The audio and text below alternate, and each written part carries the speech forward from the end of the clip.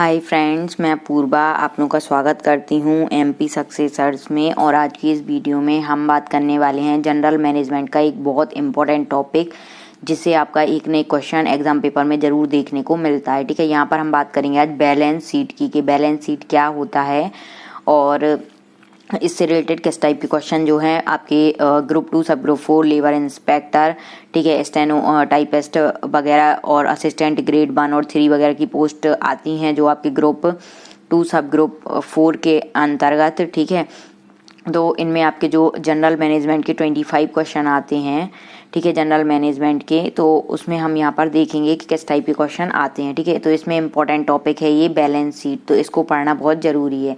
इससे मैंने देखा है कि मतलब काफ़ी सारे क्वेश्चन आए हैं, आपको एक ना एक क्वेश्चन तो ज़रूर मिल जाएगा इससे रिलेटेड। यहाँ पर हम बात करेंगे तो बैलेंस शीट क्या होती है। तो बैलेंस शीट एक फाइनेंशियल स्टेटमेंट है, अर्थात यह वित्तीय विवरण होता है जो किसी कंपनी, संस्था या बिजनेस की संपत्ति, जिसे हम बोलते हैं लायबिलिटीज, शेयर होल्डर्स इक्विटी, को एक निश्चित समय के दौरान रिपोर्ट प्रदर्शित करता है। अगर हम बात करें तो कंपनी का यह वित्तीय पीरियड वर्ष के अंत में भी हो सकता है तथा इस बैलेंस शीट के जरिए कंपनी की ग्रोथ को आसानी से जांचा जा सकता है। ठीक है, तो यहाँ पर हम समझेंगे कि इससे हम समझ सकते हैं कि बैलेंस शीट किसी भी फर्म, उद्योग, कंपनी के लिए कितनी आवश्यक होती है।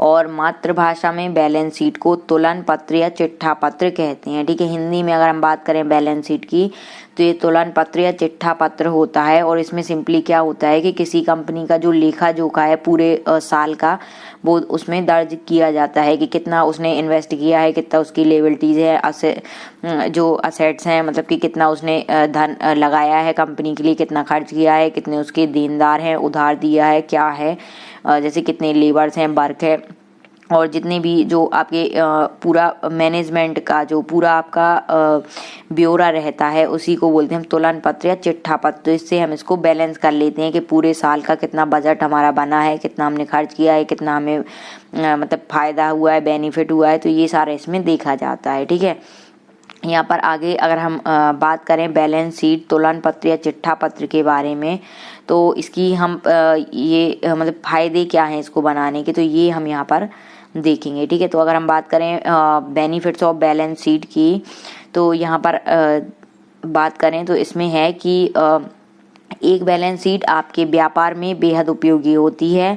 ठीक है, क्योंकि यह आपके संचालन को बनाए रखने के लिए पर्याप्त कार्यशील पूंजी है या नहीं, इसकी गणना हम यहाँ पर करेंगे। ठीक है, तो अगर हम बात करें तो ये जो टर्म है कुछ ये इम्पोर्टेंट है, इन टर्म से भी क्वेश्चन आए हुए हैं। ठीक है, प्रीवियस ईयर एग्जाम पेपर में 2017 में ये लास्ट टाइम एग्जाम हुआ था ग्रुप 2 सब ग्रुप 4 लेबर इंस्पेक्टर का। ठीक है, यहाँ पर हम बात करें तो एक बैलेंस शीट आपकी संपत्ति को हम बोलते हैं असेट, ये आपको याद रखना है। और लायबिलिटीज को, जो लायबिलिटीज हैं उनको हम बोलते हैं देनदारियां। ठीक है, असेट्स होती है जो कंपनी की संपत्ति है, और देनदारियां जो है जो उसने मतलब देना है दूसरों का, जो उधार लिया हुआ है, या कंपनी में जो वर्कर्स हैं उनकी जो सैलरी वगैरह दी जाती है, तो वो आ जाती है आपकी लायबिलिटीज के अंदर। ठीक है, तो ये दोनों आपको टर्म याद रखने हैं, असेट एंड लायबिलिटीज। ठीक है, लायबिलिटीज देनदारियां और असेट आपका होता है संपत्ति। ठीक है, तो इनको एक स्थान पर सूचीबद्ध करती है, साथ ही यह वर्तमान तथा दीर्घकालिक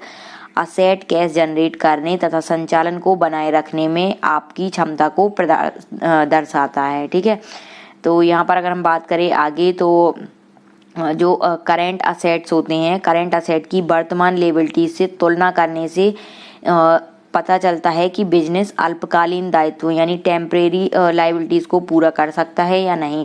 इससे हम बैलेंस शीट से हम कंपेयर भी कर सकते हैं, क्योंकि असेट और लायबिलिटीज देखेंगे। अगर हमारी जो लायबिलिटीज है मतलब देनदारियां हैं, उनको हम करेंट असेट से तुलना करेंगे कि अभी करेंट में हमें मतलब हमारे पास कितनी संपत्ति है करेंट में, और जो हमारी देनदारियां हमें कितने लोगों का पैसा अभी चुकाना है।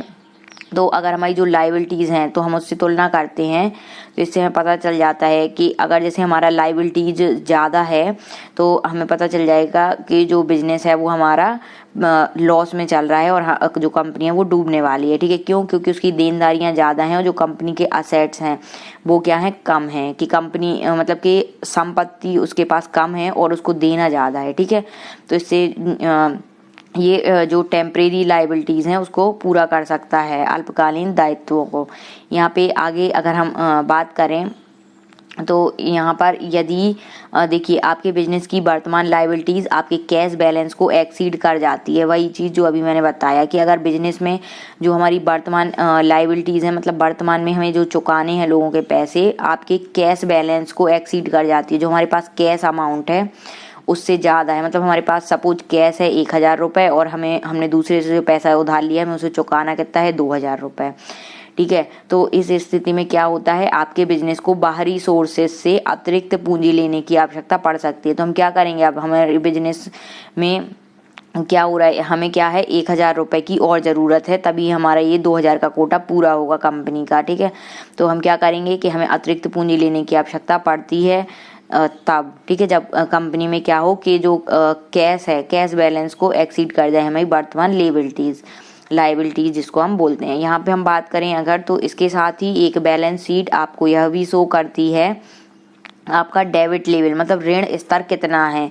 सिंपल सी बात है, यदि हम आपकी बैलेंस शीट में काफ़ी ज़्यादा डेब्ट लेवल है तो वह आपको लिए हानिकारक है। डेब्ट लेवल मतलब ऋण स्तर की चुकाना उससे ज़्यादा है, ठीक है, देनदारियाँ ज़्यादा हैं, तो क्या होगा, तो बैलेंस शीट से ये भी हम पता कर सकते हैं, ठीक है। और ये कंपनी के लिए क्या है, हानिकारक है। तो ये टर्म भी आपको याद रखने हैं कि कौन सी कंडीशन में क्या होगा।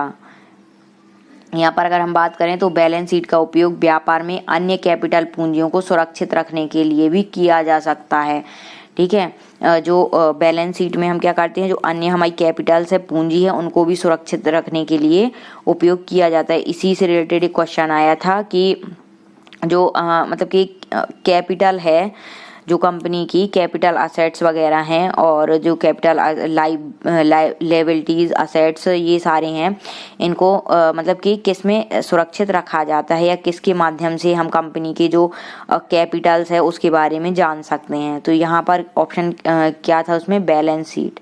तो हमें बैलेंस शीट यानी कि तुलन पत्र या चिट्ठा पत्र पर टिक लगाना था, ठीक है। यही क्वेश्चन आया हुआ था कि कैपिटल पूंजी को सुरक्षित रखते हैं किसके माध्यम से, या इसके बारे में इंफॉर्मेशन, कंपनी के कैपिटल्स के बारे में इंफॉर्मेशन कहाँ से मिलती है, तो बैलेंस शीट के माध्यम से, ठीक है।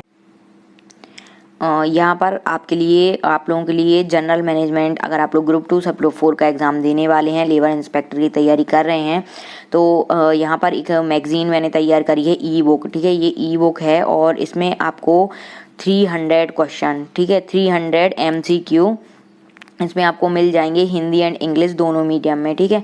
और ये 300 क्वेश्चन आपके प्रीवियस ईयर यानी 2017 में जो आपका एग्ज़ाम हुआ था उससे रिलेटेड ये क्वेश्चन है।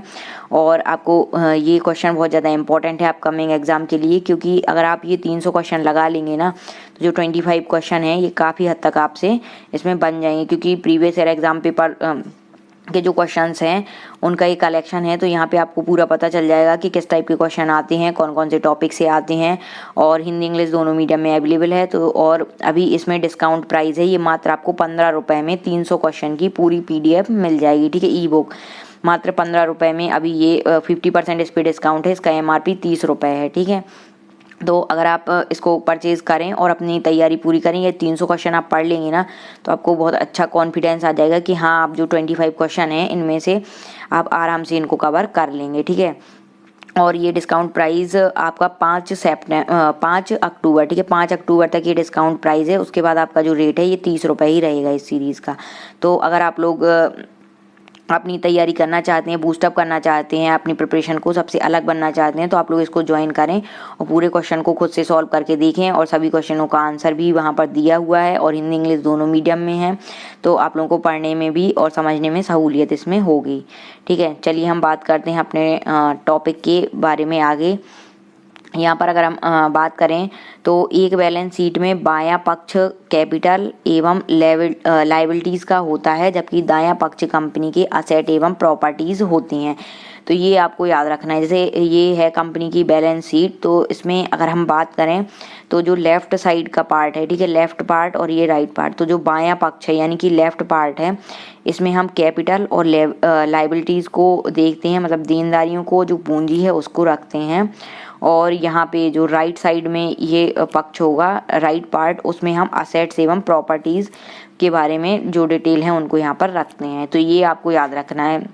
इससे भी क्वेश्चन बन सकता है कि बैलेंस शीट के लेफ्ट पार्ट में क्या क्या रखा जाता है, या कैपिटल बैलेंस शीट के कौन से पार्ट में रखा जाता है, या फिर असेट से पूछ सकता है कि कौन से साइड में या पार्ट में, कौन से पक्ष में जो है कंपनी के असेट्स और प्रॉपर्टीज होती हैं। इस टाइप के क्वेश्चन इनसे बनते हैं। तो आपको सभी